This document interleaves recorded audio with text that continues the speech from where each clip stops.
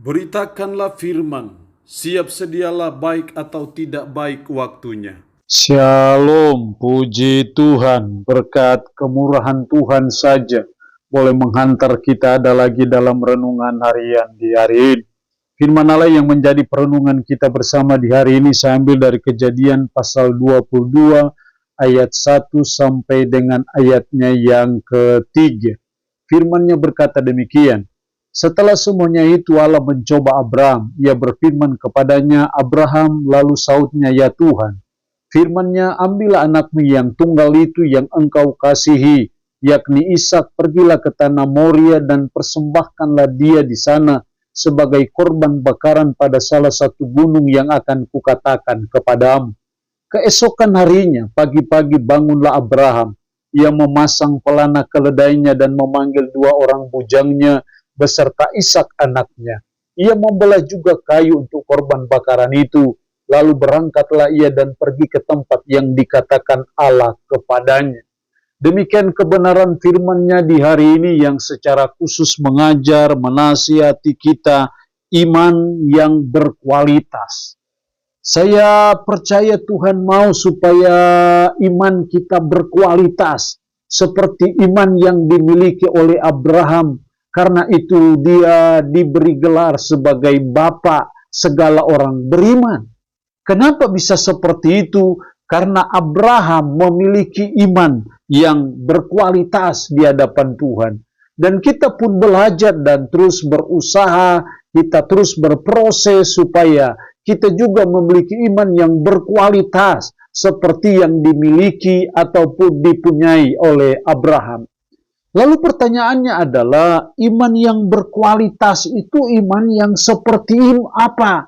Iman yang bagaimanakah iman yang berkualitas itu? Dalam ayat 1 sampai 3 ini saya menemukan dua hal penting yang berhubungan dengan iman yang berkualitas itu. Yang pertama dalam ayat 1, setelah semuanya itu Allah mencoba Abraham. Allah mencoba Abraham. Kata mencoba di sini lebih kepada menguji iman Abraham. Dan ujian iman Abraham itu sungguh luar biasa dan sungguh berat. Tetapi dari ayat ini kita melihat bagaimana iman Abraham itu teruji. Iman Abraham itu lolos dalam ujian iman. Dari sinilah saya melihat hal yang pertama, iman yang berkualitas adalah iman yang teruji. Iman yang menang terhadap ujian. Walaupun ujiannya sangat berat. Bagaimana tidak, sudah bertahun-tahun berkeluarga dan tidak mempunyai anak. Dan akhirnya oleh mujizat Tuhan bisa punya anak. Tapi setelah anak ini lahir dan besar dan Tuhan berfirman, ambillah anakmu yang tunggal itu yang engkau kasihi, yakni Ishak, pergilah ke tanah Moria dan persembahkanlah dia di sana sebagai korban pada salah satu gunung yang akan kukatakan kepadamu. Dan akhirnya kita melihat bagaimana iman Abraham yang teruji itu. Bagaimana iman Abraham yang menang terhadap ujian itu. Dia tidak segan-segan mempersembahkan anaknya yang ia kasihi kepada Tuhan.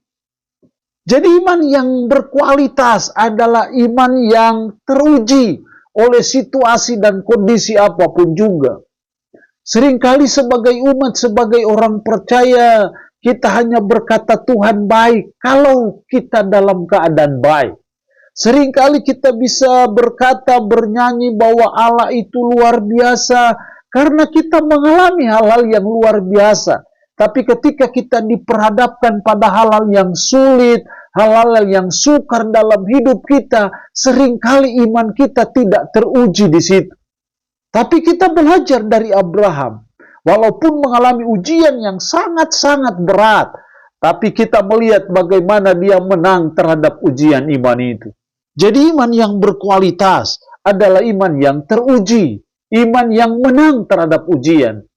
Tidak bisa dipungkiri bahwa Allah seringkali mengizinkan banyak hal dalam hidup kita, seringkali sebenarnya hanya untuk menguji iman kita. Karena itu kita terus belajar dan berusaha supaya kita selalu menang dalam ujian iman itu. Karena iman yang berkualitas adalah iman yang teruji.